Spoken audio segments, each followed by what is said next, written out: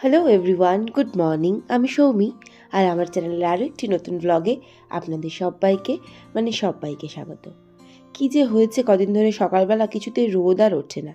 তো বেশ কুয়াশা সকালবেলা, এখন এই 7:30-8টা মতন বাজে। তো আমি ফ্রেশ হয়ে নিয়েছিলাম, আর নিয়ে এই 8:30 বেজে গেছে। তো আমি ভাবলাম চলো একটুখানি চা বসিয়ে দিই। আর এখন যেহেতু ইন্ডাকশানে চা করি, তো ও ইন্ডাকশানে যে বলছিলাম চা করি, ওই ওখানটা গরম হয় না, কিন্তু যেদিক দিয়ে চাটা পড়ছে সেদিকটা তো গরম হবে, সেটা আমার আন্দাজ না হয় ওই দিকেই হাত দিয়েছিলাম, ব্যাস হাতে লেগে গেল ছ্যাঁকা। এবারে গেল কাপ চিনি সব একাকার হয়ে পড়ে। তো চাটা ঢেলে আমি দুধটা গরম বসিয়ে দিলাম। আর আজকে না ব্রেকফাস্টে তেমন কিছুই করব না। তো তমালকে বললাম একটু মুড়ি এনে দাও, আর আজকে মুড়ি আর তরকারি খাবো, মানে তরকারিটা তো ঝাল ঝাল করে আলু চচ্চড়ি আমার সেই লাগবে। আজকে আর কোনো ব্রেকফাস্টের হাইফাই ঝামেলা করিনি, কারণ হচ্ছে আজকে যেহেতু 31st, আমি ভেবেছিলাম আজকে একটু আমরা বিরিয়ানি করবো। অনেক দিন ঘরে বিরিয়ানি করা হয় না, কিনে কেটে এনে খাওয়া হয়, কিন্তু ঘরে তো তৈরি করিনি অনেক দিন।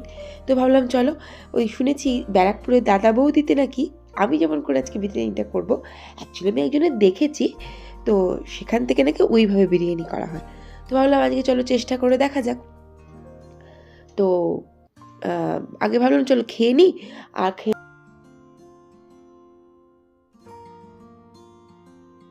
মানে জামা কাপড় মেলার আছে বলতে কি, মানে বেলা একটুখানি হয়েছে, কারণ ইচ্ছা করে আমি ছাদে মেলিনি, কারণ প্রচণ্ড তখন ঠান্ডা, মানে মানে ওয়েদারটা ছিল, মানে কুয়াশায় কুয়াশায় ভর্তি ছিল। তো তখন ছাদে মেলা বা না মেলা ইকুয়াল। তো সেক্ষেত্রে আমি বলবো একটু রোদ উঠে যাক, তারপরে মেলবো, কারণ আমার মনে হচ্ছিলো যে রোদ উঠবে। অ্যাকচুয়ালি আমার মনে হয় না, আমি একটু গুগলে দেখেছিলাম এই আর কি। তো আমি করলাম কি, সিধার নিচে নামলাম, তো প্রিপারেশন একটু একটু করে আগের থেকে আমি করেই রেখেছিলাম, যেমন আলু টালুগুলো কেটে রেখেছিলাম। আর এই যে এই মশলাগুলো, বড় এলাচ, ছোটো এলাচ, দারচিনি, লবঙ্গ, গোলমরিচ, সামরিচটা না ভুলে গেছি নিতে, তো লবণ, এগুলো না আমি ওই যাতে ভাতটা গরম করব মানে ফুটাবো তার মধ্যে রেখে দিলাম। আর বড় হাঁড়িটাতে ডাইরেক্ট পেঁয়াজ ভাজা বসিয়ে দিয়েছি। আর এগুলো ছিল আমার বিরিয়ানির মশলা। তো বিরিয়ানির মশলাতে না আমি সামরিচ, সাজিরা, গোলমরিচ, 3 রকমের গরম মশলা, একটু জায়ফল, জয়িত্রী, গোলাপের পাপড়ি, এইগুলোই দিয়ে থাকি। বড় এলাচও একটা দিয়েছিলাম। এইগুলোই ব্যাস, আর সেরকম, হ্যাঁ ব্যাস, এর বেশি আর কিছু না। তো এগুলো আমি একটু হালকা করে কাঠখোলায় ভেজে নেব, আর নিয়ে তারপরে ওটাকে গুঁড়িয়ে নেব। তো এদিকে ভাতের জলটা ফুটে উঠেছে, আমি ওই মশলাগুলো দিয়ে দিলাম, আর তারপর চালটা তুলে দেবো। চালটা ওই 60% 70% মতন হলে আমি নামিয়ে নিই। তো এদিকে পেঁয়াজটা ভাজা ভাজা হয়ে গিয়েছিল, আমি জল দিয়ে দিলাম পেঁয়াজের মধ্যে। তো জল দেওয়ার পরে আমি করলাম কি, এর মধ্যে একটু কাশ্মীরি লঙ্কা 2 চামচ মতন দিয়ে দেবো, আর অল্প করে একটু হলুদও দেবো।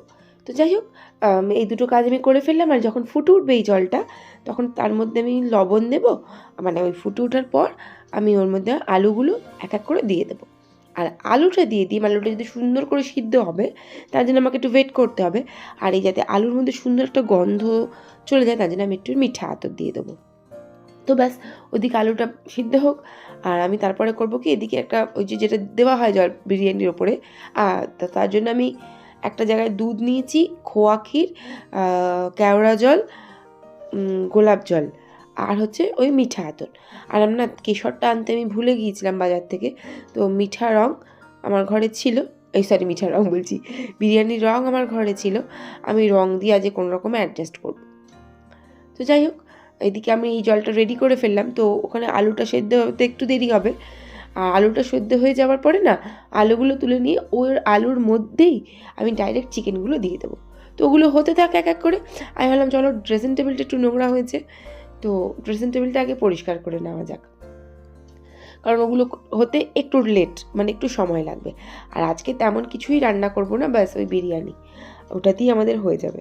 তো এদিকে দেখছি আমার কাজ হয়ে গেছে, আর বাবুই দেখছি ওর পড়া হয়ে গিয়েছিল, তো সেজন্য খাতাগুলো সব এক এক করে গুছিয়ে নিচ্ছে। এত দুষ্টুমি করে না, পড়ে কম, দুষ্টুমি করে বেশি। তো বই খাতাগুলো গুছিয়ে তুলে নিক, তারপরে আমি দেখি কি আর কাজ আমার ওদিকে বাকি আছে বলতে না, তমাল স্যালাডের বাজার সকালবেলা আনতে ভুলে গিয়েছিল, আর আমার ঘরে শশাও ফুরিয়ে গেছে, টমেটোও ফুরিয়ে গেছে, ব্যাস গল্প শেষ। তো ওগুলো আনবে, তারপরে হবে আমার কাজ। তো বই খাতার জায়গাটা মোটামুটি ব্যাটা গুছিয়েই রেখেছে, আর আমাকে ওর নিজের বই খাতায় আপাতত যেগুলো পড়েছে সেগুলো সুন্দর করে গুছিয়ে নেবে, ব্যাস তাহলেই হয়ে যাবে। তো এদিকে মাংসগুলো, আলুটা তুলে নিয়ে আমি মাংসগুলো দিয়েছিলাম।